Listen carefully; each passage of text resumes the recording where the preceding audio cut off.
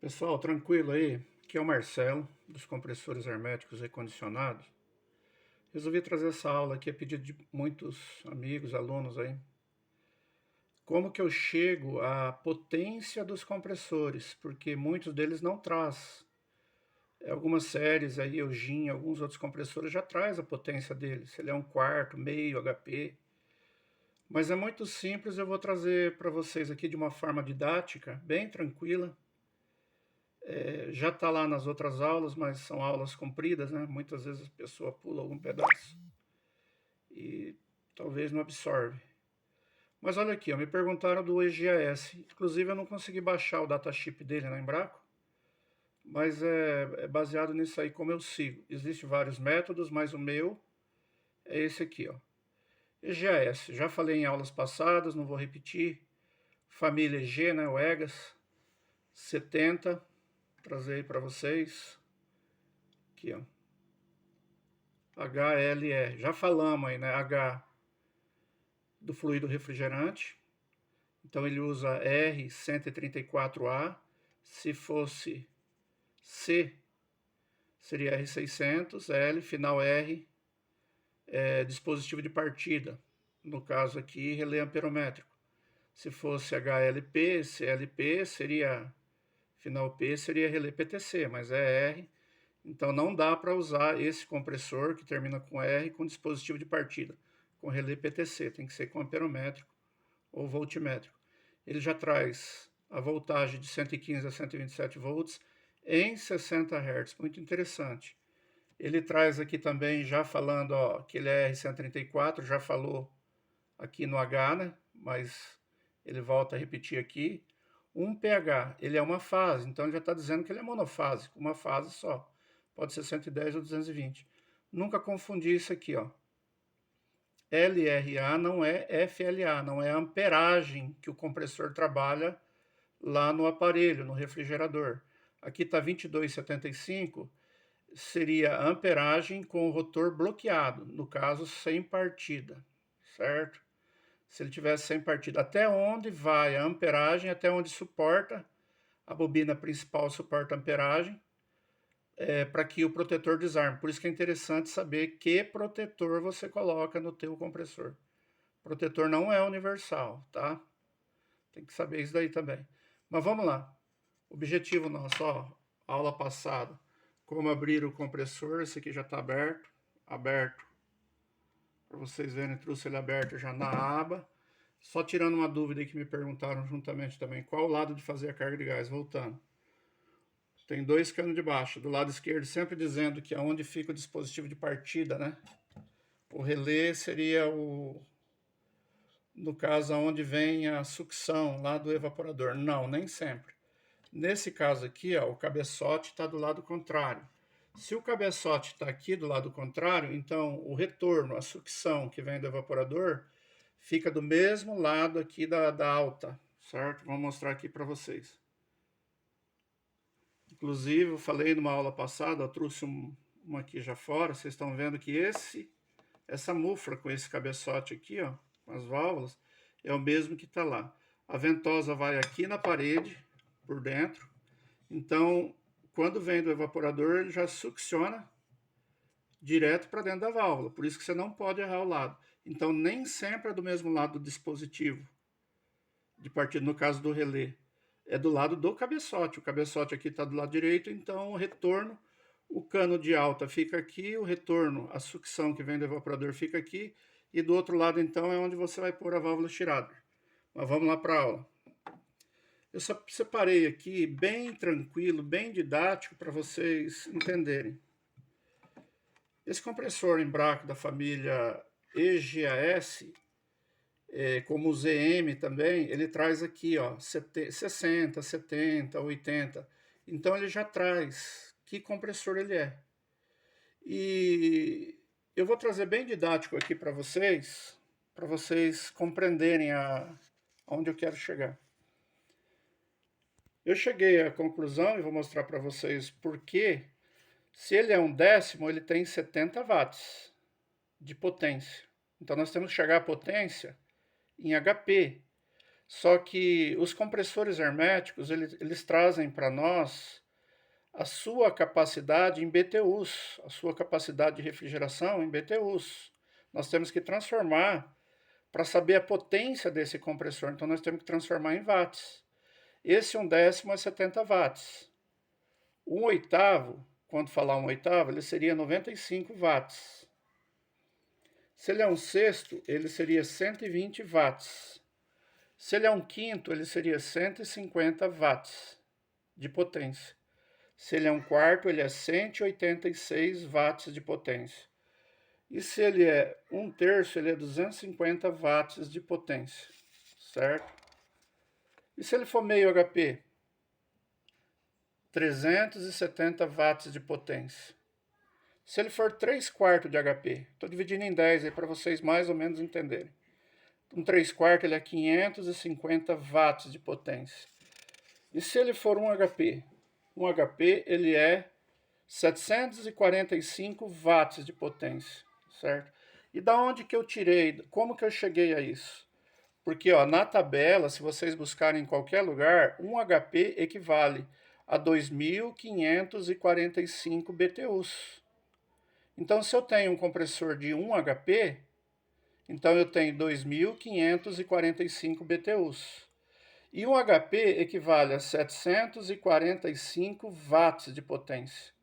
Então eu já sei que 1 HP é 2.545 BTUs e 1 HP é 745 watts de potência, certo? Se eu tenho a capacidade de BTUs e eu tenho a capacidade de watts, é só dividir 2.545, que tudo é 1 HP, por 745, que é a sua capacidade em watts de 1 HP. Então eu vou chegar aqui num valor de 0,293 watts por cada HP, por 1 HP. Então, de agora em diante, nós vamos falar que a constante de 1 BTUs, falei ali HP, mas é BTUs.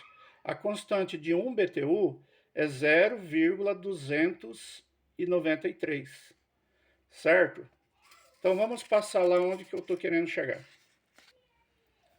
Vamos voltar aqui.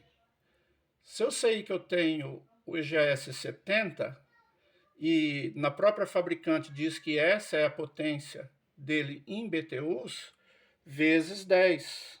Então, é 70 vezes 10. Eu tenho, então, 700 BTUs de potência. Menos, depende do compressor, de 10, 12, 15 até 20% de perca de eficiência. Vocês já vão entender o que é essa perca de eficiência. Então eu coloquei 15%, que é o que traz nesse compressor de perca de eficiência, ele ficou com 595 BTUs, que é a capacidade dele de refrigeração. Agora nós vamos falar exclusivamente para esse compressor.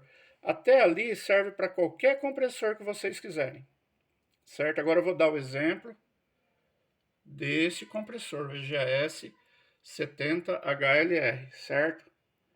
Se eu sei que eu tenho 595 BTUs, é só eu multiplicar pela nossa constante de 1 BTU, que é 0,293. Eu cheguei a 174 watts de potência.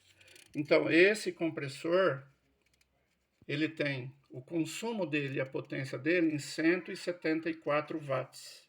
Só seguir essa tabela. Vamos continuar com o exemplo do EGS 70 HLR.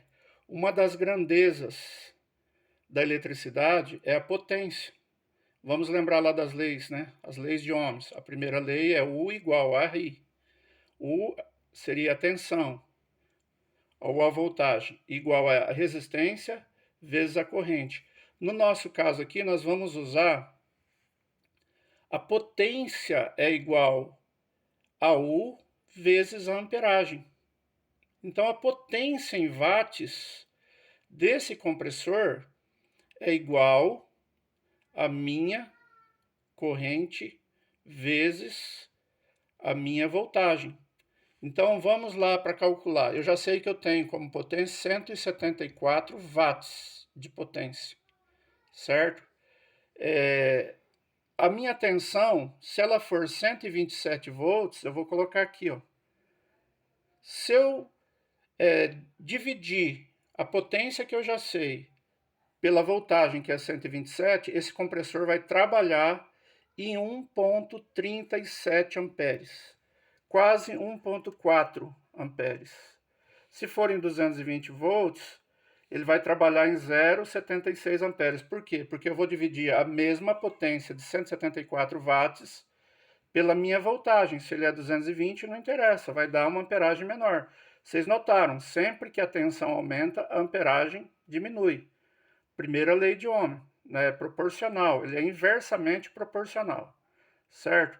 Agora, como que eu cheguei nessa potência? Só refazer aí atrás que vocês vão ver, certo? Aonde eu cheguei. Então, eu cheguei lá a 174 watts. 174 watts, olha, tá mais de 150, que seria um quinto, e tá menos de 186, que seria um quarto, certo? Então, na verdade, esse compressor EGS 70 HLR, ele é um quinto mais. Ele está entre um quinto e um quarto. Aí deu para vocês entenderem de onde que eu tirei. É só vocês dividirem a capacidade dele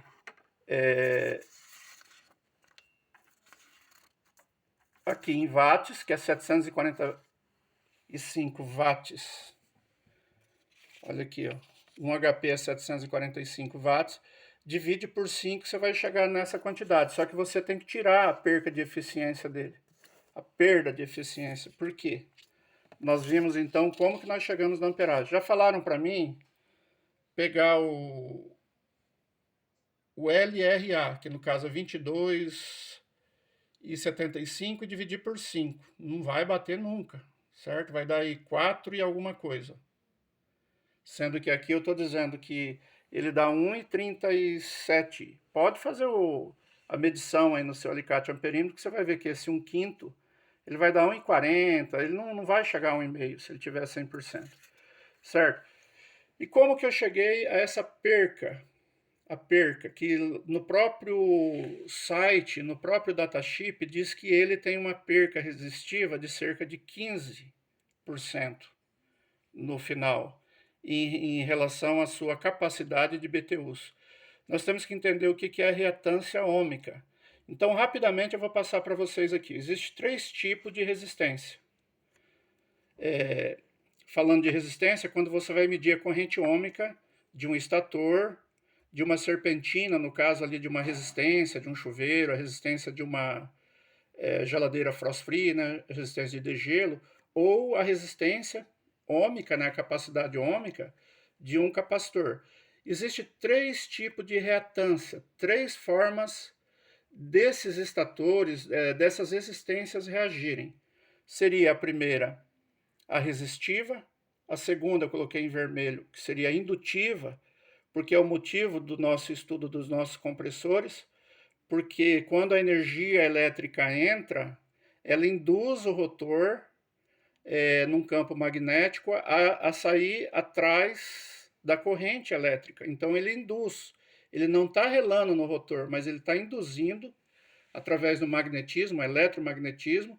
Então é reatância indutiva. E existe a capacitiva, que é a forma de nós medirmos, né? Precisa de um capacímetro para medirmos os nossos capacitores. Então, bem rapidamente, para a gente não estender muito essa aula, eu fiz aqui para vocês, ó. Isso aqui é teórico, altamente teórico, mas vocês vão ter que ver. Isso aqui é um acenoide, certo? Nós estamos falando de compressores em corrente alternada, não é em corrente contínua que ele vai reto, corrente direta que se diz, né? Aqui é um acenoide. Quando a energia, a voltagem entra, ele uma hora está 127 positivo, uma hora 127 negativo, até formar uma onda completa, uma onda de 360 graus, que seria uma volta então, né? Seria uma volta no rotor, para ele poder comprimir. Então, olha só, se uma hora ele é positivo e uma hora ele é negativo, a voltagem e a amperagem, eu fiz aqui a voltagem em preto e a amperagem em vermelho. As duas estão juntas. Então, a resistiva, quando você vai medir a resistência lá de degelo, quando você mede a resistência de um chuveiro, quando você vê a resistência, até mesmo, né, de um secador ou de alguma coisa, você vai ver que é uma corrente perfeita, porque a voltagem e a corrente tá junto, então não há perda, não há perca nenhuma de energia elétrica. Agora vamos falar, ó, da indutiva, aonde o preto aqui é a nossa voltagem e o vermelho é a nossa amperagem, certo? Olha bem, uma hora ela está positivo, 127, uma hora ela está negativo, porque existe alternância, é corrente alternada, certo? Vocês podem ver que primeiro entra a voltagem. Quando ela induz a voltagem no campo magnético, a corrente vem atrás, existe uma perca aqui, é considerável, dependendo do compressor, chega a quase 20% de perca. Então não é a energia mais perfeita a indutiva, mas é a que nós temos para rodar o nosso motor, para que esse compressor possa trabalhar, para que ele possa ter eficiência, certo?